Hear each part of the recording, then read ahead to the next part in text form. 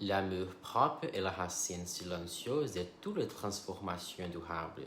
Quand tu commences à t'aimer vraiment, pas par orgueil, pas pour impressionner, mais avec bienveillance et respect pour ton existence, ta vie entière se réorganise. Ce n'est pas un concept abstrait, c'est une énergie qui change ta façon de marcher, de parler, de décider, d'aimer et même de rêver.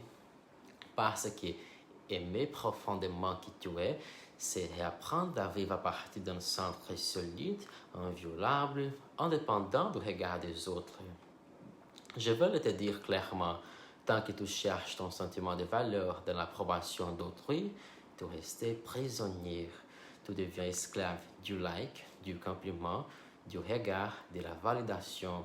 Mais les jours où tu comprends que ton existence est déjà légitime, que tu n'as rien à prouver, tu cesses de commander l'amour et tu commences à rayonner l'amour. Et ces rayonnements attirent parce que rien n'est plus magnétique qu'une personne qui s'aime avec paix et assurance. Avoir de l'amour propre, ce n'est pas se regarder dans le miroir et se dire « je suis parfait », c'est se dire « je suis humaine, complète dans l'évolution et je mérite le respect dès maintenant ». C'est reconnaître tes blessures sans les laisser te définir. C'est comprendre que tes erreurs ne sont pas ton identité. Et c'est aussi poser des limites sans se sentir coupable parce que tu sais que l'amour sans respect n'est qu'une dépendance déguisée. L'amour propre, c'est aussi du courage. Le courage de dire non quand tout le monde dit oui. Le courage de recommencer après avoir échoué. Le courage de t'éloigner de ce qui t'abîme, même si tu as peur de la solitude. C'est un acte de résistance intérieure, une affirmation tranquille. Je vaux quelque chose, même quand personne ne me le rappelle. Tu sais, beaucoup pensent que l'amour propre vient quand on réussit, quand on gagne plus d'argent, quand on devient plus beau, plus désiré, plus admiré. Mais c'est l'inverse. Ce n'est pas le succès qui t'apporte la valeur. C'est ta valeur reconnue intérieurement qui attire le succès. Quand tu t'aimes sincèrement, tu cesses de mendier les miettes du monde, tu t'assieds à ta propre table et tu apprends à servir ta propre abondance. Et c'est là que la magie opère. Parce qu'en t'aimant, tu changes ta fréquence. Tu passes du manque à la plénitude. Tu ne vis plus dans la peur du rejet, mais dans la peur d'être toi. Tu n'as plus besoin d'expliquer, de justifier, de convaincre. Tu es.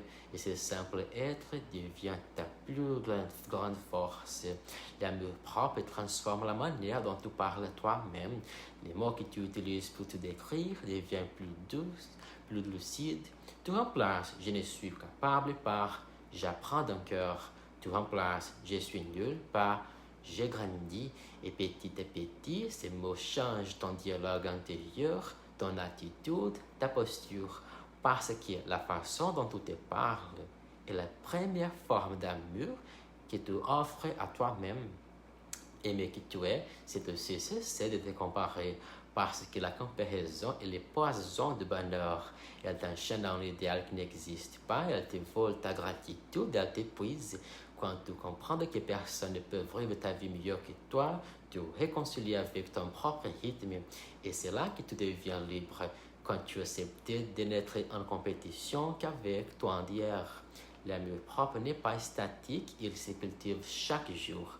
Pas de gestes simples, te parler avec douceur, te pardonner, respecter ton cœur, honorer ton repos, suivre tes intuitions.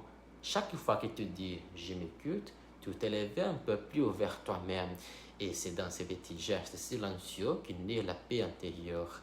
Et tu verras, quand tu atteins ce niveau de paix, ta présence change tout autour de toi. Tu inspires sans parler, tu enseignes sans prêcher. Tu deviens exemple non par arrogance, mais par cohérence.